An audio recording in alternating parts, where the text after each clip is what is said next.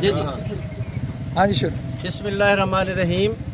मैं सरदार शौकत अली खान बलोच, आज़ाद उम्मीदवार PP 123 से टोबाटेक सिंह, मैं अपने आप को आज़ाद हैसियत से पेश करता हूँ।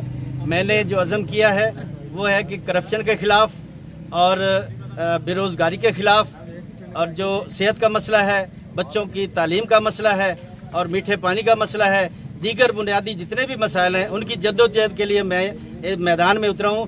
क्योंकि मैंने 2013 में भी आज़ाद इलेक्शन किया था और ज़िमनी इलेक्शन में भी मैं आज़ाद आया था, इसलिए अब भी मैंने, हालांकि मैं पीपल्स पार्टी का तहसील प्रेसिडेंट हूं, लेकिन उसके बावजूद मैंने आज़ाद ही फैसला किया है कि मैं गरीबों के लिए कुछ करूंगा तो आज़ाद हैसियत से करूंगा। इंशाल्लाह कामयाब करेंगे मुझे गरीब अवाम और मेरे हल्के के अवाम, और मैं अपने इलाके की तकदीर बदलूंगा इंशाल्लाह।